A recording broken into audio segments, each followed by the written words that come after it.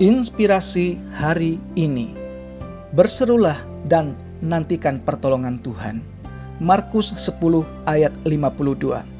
Lalu kata Yesus kepadanya, "Pergilah, imanmu telah menyelamatkan engkau." Pada saat itu juga melihatlah ia. Lalu ia mengikuti Yesus dalam perjalanannya. Sobat inspirasi yang terkasih di dalam Kristus Yesus, di dalam kita menjalani kehidupan selama kita di dalam dunia, tentu saja tidak akan terluput dari yang namanya masalah atau tantangan.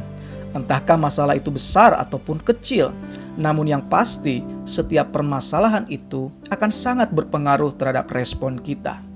Tidak sedikit orang yang merespon permasalahan dengan cukup histeris, ketakutan yang berlebihan, sehingga mengakibatkan seseorang menjadi putus asa dan hilang pengharapan, dan dia tidak dapat lagi melihat pertolongan Tuhan yang sebenarnya dapat dialaminya.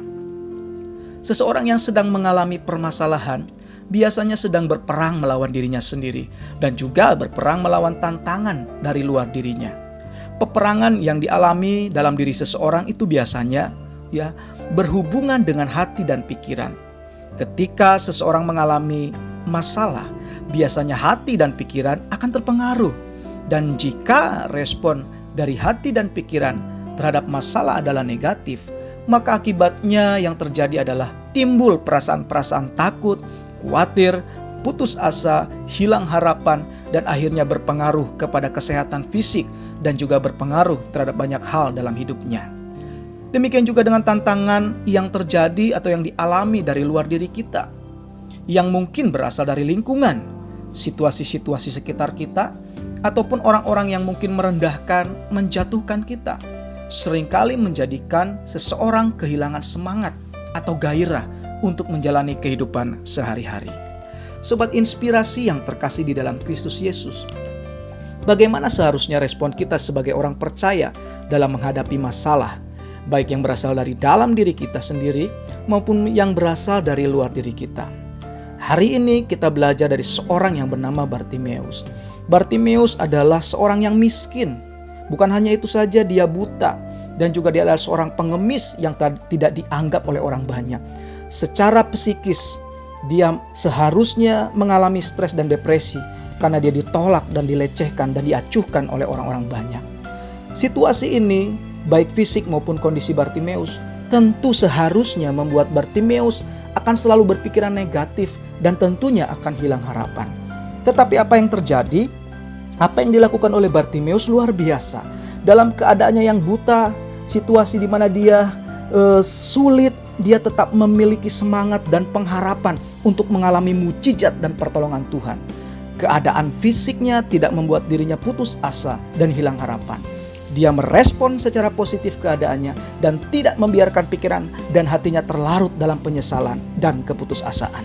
Akibatnya, dia mengalami mukjizat Tuhan, dia mengalami kesembuhan yang daripada Tuhan.